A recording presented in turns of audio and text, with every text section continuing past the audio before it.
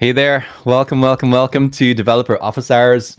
My name is Matt Ling. I'm a developer advocate at Stripe based out of Dublin, and I'm thrilled to be joined by Mike Bifulco. Mike, how is it going? Hey there, Matt. I'm doing great. How are you? I guess I should introduce myself as well. I'm a developer advocate for Stripe. I'm based on the East Coast in the U.S. in Charlotte, in North Carolina. Nice. What time is it over there? Today Is it a bit earlier?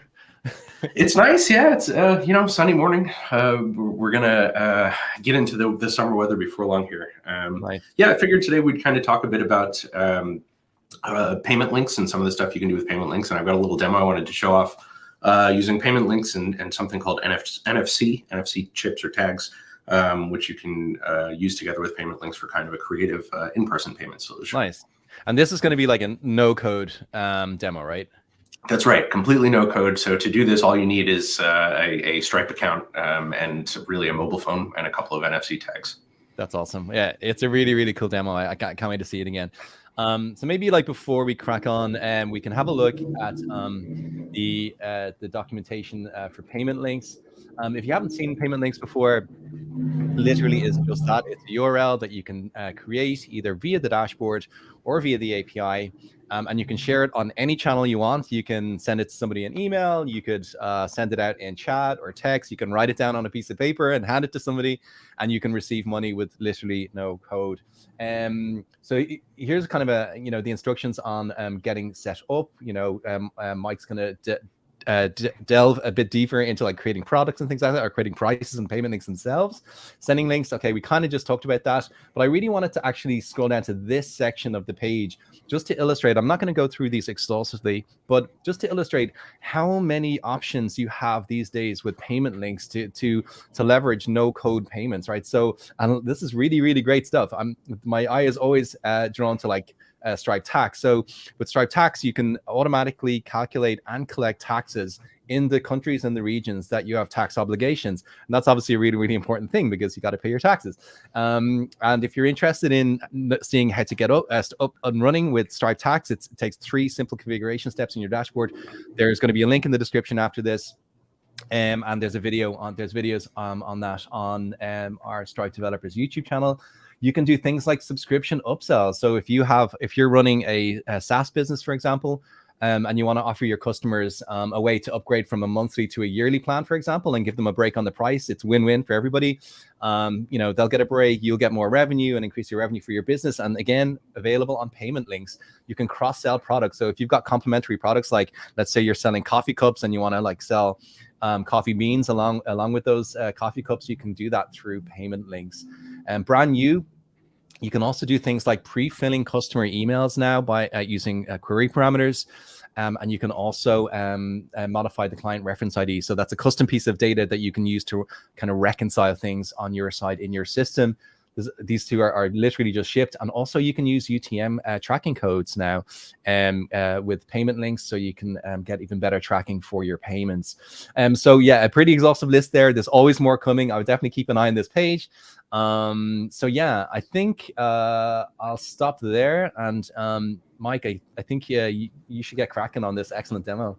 Yeah, sure. So I think the synopsis of this is that the important thing to take away, the important thing to take away here is that when you're creating a payment link, you're essentially creating a URL that is useful anywhere you can feed someone a URL. So what I'm going to show off here is really a simple application of that.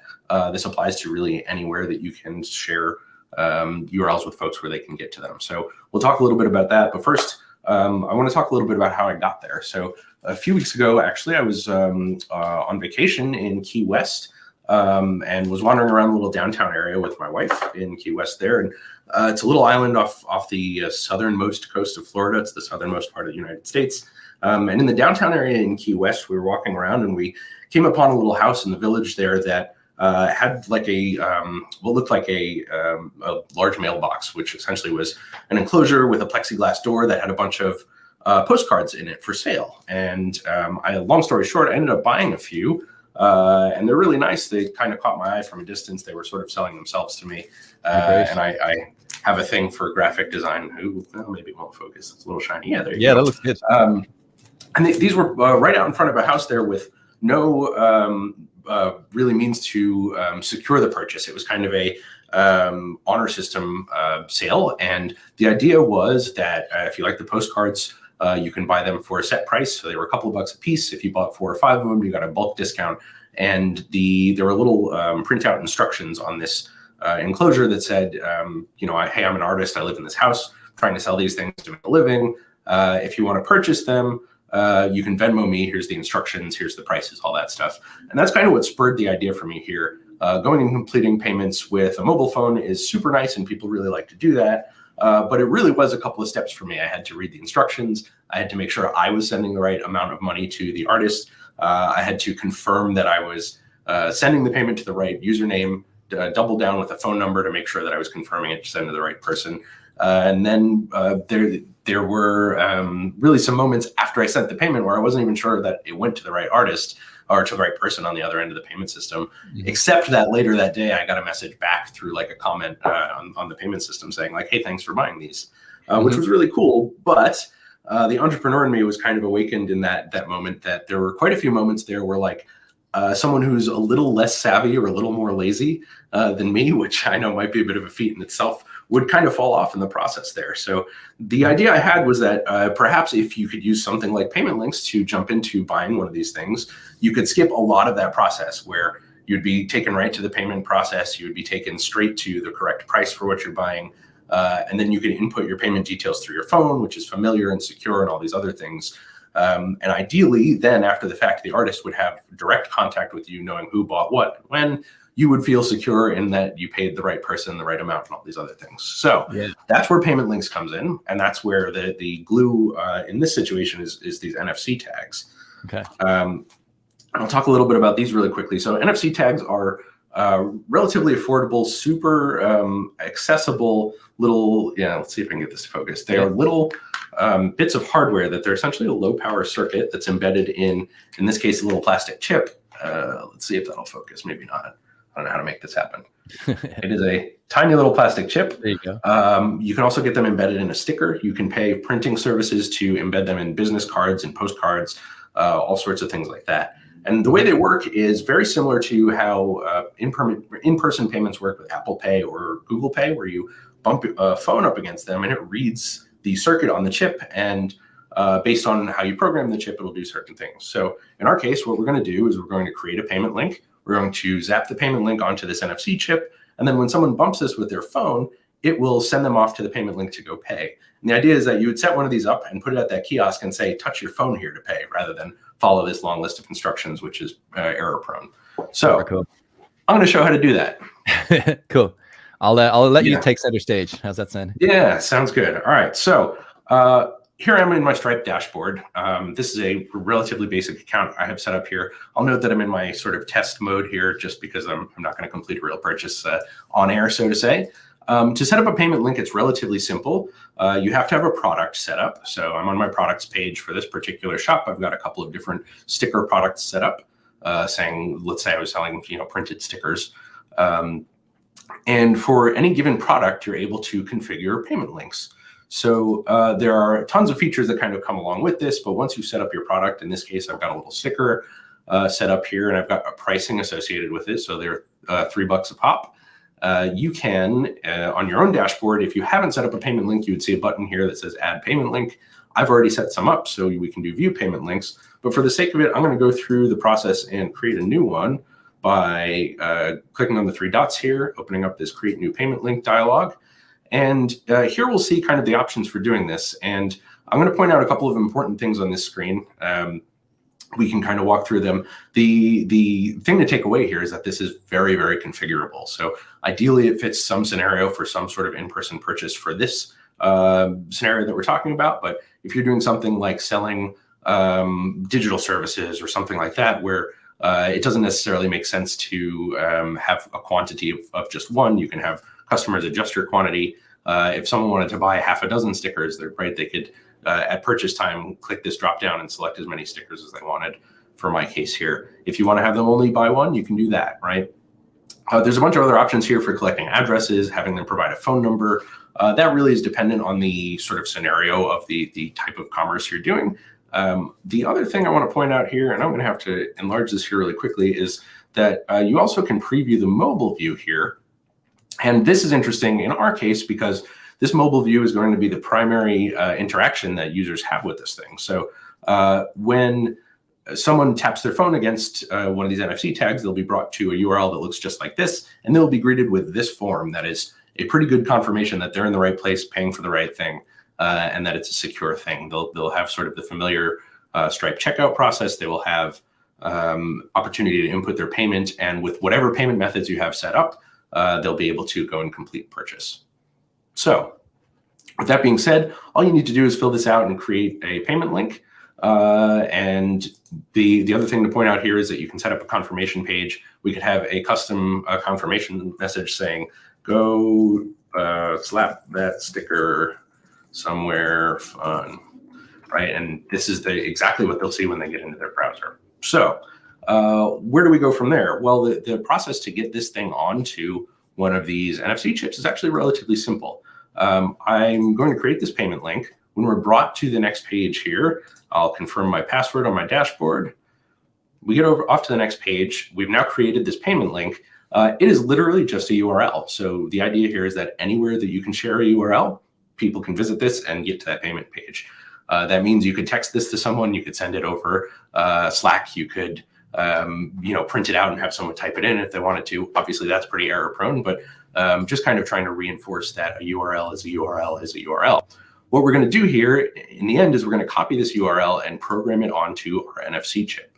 One other thing I want to point out here is that this new feature here for QR code just landed, I think, a week or two ago. If you click this button, you'll actually see a QR code generated that will get you to that same payment link. So in the sort of post-pandemic world, we're all very used to using QR codes to scan to go to menus and things like that. This is exactly the same thing. You could download this image and print it, and it would work from your phone to bring you to that payment link. Someone would just need to scan it with the mobile app on their phone. What I'm presenting today is kind of a different way to do this that maybe feels a little more magical and a little different than the sort of QR code experience. So let's take a step back. I've got my payment link created. What I'm going to do is copy the payment link, and through some sort of Hollywood movie magic, I'm going to email this payment link to myself so that I can have access to it on my phone. Really doesn't matter how you get it to your phone, email, text, whatever. But in my case, I'm going to program this NFC chip with my phone. So let me swap over here to my phone view. I've got my, this is a Pixel device that I use for testing. I want to point out that this works both on iOS and on Android. There's an app available, it's free, it's called NFC Tools, that exists on both Android and iOS. I'm not affiliated with it, we're not affiliated with it in any way, it's just a relatively highly rated NFC app. And so you can open this up, and this app presents you with a bunch of interesting information about what you can do with your NFC tags. So the first tab here lets you read them. We're interested in the right tab. And what we're going to do on the right tab here is we're going to add a URL record. So this is all the magic that we're doing here is we're grabbing the URL for our payment link. We're going to write it to this record, and then we're going to send that off to the chip. So I'm going to grab the phone here real quick, and from my email, grab the payment link, which I will copy. So there's my payment link. I'm going to paste it into this add a record thing for the URL and hit OK. And so now I've actually got two of them set up here. So let me remove this one. So you can maybe just make it out here. It says buy.stripe.com/test and then a hash that gets me to this product. That's the URL for my payment link. It's the same one we saw moments ago right here, this buy.stripe.com thing. So I've set this up to write. Now I'm going to hit this write button, and it'll say approach an NFC tag. So I've got a blank NFC tag here. And the idea is you bump it with your phone. It'll buzz to confirm, and then it'll say write complete. And that's all there is to it. So now I've written that URL to this tag. I can confirm that that worked by closing the NFC app, bringing the chip over to the phone, bumping it again. And just like that, we are brought to the payment link, so to the checkout process that we just talked about. Now, there is one very important step here that is critical that you don't skip if you're doing this with NFC tags in person. You also need to now set the chip up to be read-only so that someone can't come along, walk by and reprogram your payment link to point to their own store, for example, and sort of scoop up the money from your sales. So in this particular app, the way to do that is to go over to this next tab here that says Other, hit Lock Tag. Excuse me. It'll warn you that this can't be reverted. Of course, we want to do that in this case. We're going to, again, bring our tag over to the thing and bump it. And now we've got a read-only tag. So this can't be written to again. This is now a permanent link to that URL. And again, if I bump it with my phone, it'll bring me straight to that checkout process. This is slightly different on Android and iOS. If you bump one of these tags with an iPhone, you'll actually get a push notification that says, hey, this NFC tag wants to send you to a URL. Tap the notification to confirm. A relatively painless way to get there. Pretty similar, but the outcome is generally the same. So just like that, in a matter of, I don't know, a minute, if I wasn't talking much less, we've programmed this URL to our tag, and now we can get to the purchase process. And that's really all there is to it. So you could imagine me setting up my little kiosk with my stickers for sale with one of these tags aligned with each of the stickers for sale. You can also set them up with upsells. So if you wanted to sell multiple types of stickers or postcards in the other case, or whatever it may be, coffee cups, etc., you could do that through this process. And so this really is a nice and easy way to create an opportunity for your customers to have a sort of more magical experience in buying things. And the other thing that it does is it opens up the door for you as the seller, sort of after the fact, to have a great engagement experience with your customer. So an important detail there is maybe different from some of the other purchase tools out there, is that now that I've got my customer's contact information, I can send them a personalized thank you for completing a purchase. I can send them a follow-up email, ask if they want to be added to my newsletter. As a business owner, it's important to recognize that people who've bought from you before, if you give them a good experience, they're much more likely to become customers again in the future, right? They're suddenly way more valuable to you than someone just walking by on the street. Yeah. And there's a great opportunity here to use Stripe's no-code tools to then engage with that. Yeah. I think like a really great opportunity there as well is that, like, with payment links, you've got access to so many different payment methods and local payment methods. So folks that like come by and they're, maybe they're not, cards isn't necessarily their preferred payment method. So it could be, some folks from Netherlands who use Ideal, you can surface that. You can surface that payment method by literally just turning it on in your dashboard. And now, you can optimize conversion based on payment methods as well. And then, of course, the checkout flow, it's also optimized for things like SEA. It's SEA ready. So if you've got like folks who need to like authorize their cards using 3DS when they're checking out, that's covered. If you want to have digital wallets like Apple Pay, Google Pay, it's all included when you've created that link, right? So they're included as cards.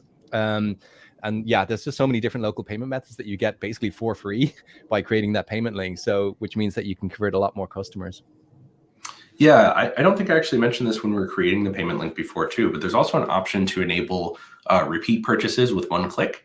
So if someone's been your customer before, there's basically a checkbox that you can check, which will let them, the next time they come to buy from you, they'll say, oh, hey, you've bought from this seller before, tap the button to complete the purchase using the same details as before. And that makes that recurring purchase even easier.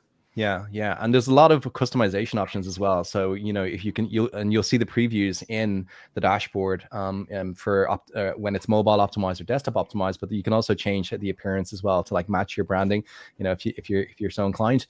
And so yeah, there's like so many options and all available through payment links. So yeah, so that's an incredible demo. I can totally imagine, like, setting up your lemonades. If your kid sets up their lemonade stand out front, you can like hand them an NFC tag and away they go. They'll be making sales in no time.